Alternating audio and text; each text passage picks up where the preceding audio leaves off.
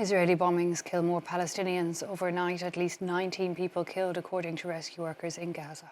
On Monday, Israel hit a charity kitchen and a media tent. 30 Palestinians who were queuing for food at midday were killed when the bomb hit.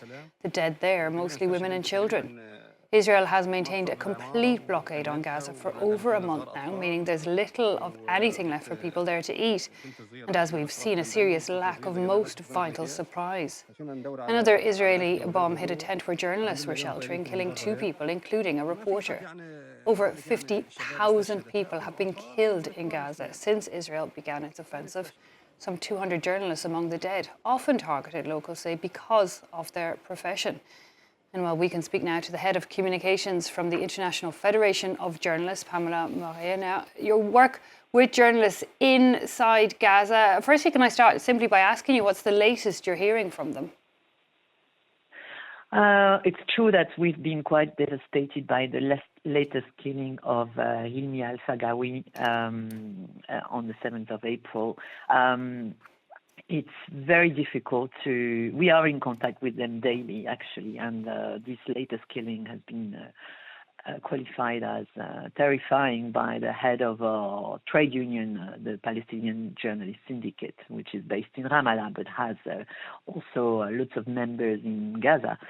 And we feel quite powerless, to be honest, in the face of what's happening in Gaza and the constant targeting of our colleagues.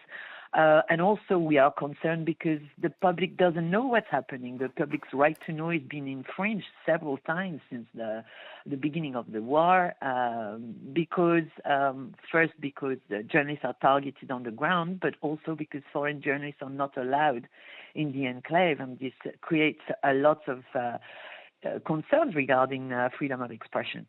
Indeed, as you say, foreign journalists haven't been allowed in at all, and the news that we do get is thanks to the brave Palestinians that are keeping going in their job. But as you say, they're often directly targeted. I mean, how can you give us an idea of how they go about their job, especially in the face of, being surrounded by that war and the bombings and the lack of resources?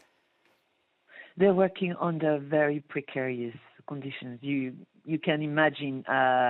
Sometimes you think about a war reporter and you think about a journalist going abroad. Now they are reporting in their own country on the disaster, and with all the difficulties that they're facing at the moment, which are power cuts, internet connections very bad.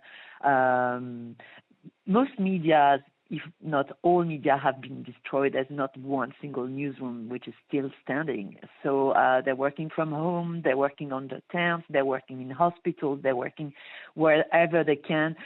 Transportation is also really bad.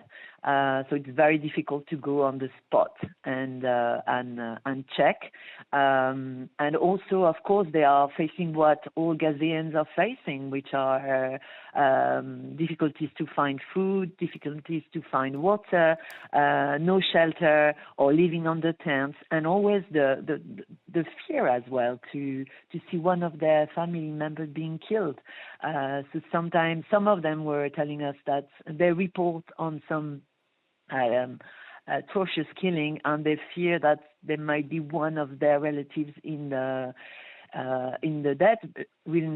among the dead people. So it's working in constant fear and fight for their life, and fight for food, fight for shelter.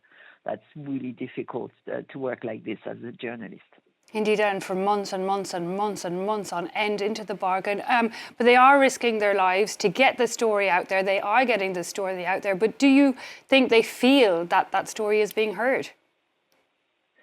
Well, it's true that at the moment, especially, there are so many things happening across the world that the voice of people in Gaza might seem to be less heard. And I think they probably feel quite powerless as well to see that their stories are not being told. But thankfully, there are some media that are still using their stories, using their pictures, talking about them. But of course, we need to do more. I think media organizations need to give a lot more space to their voices in their columns, in their stories.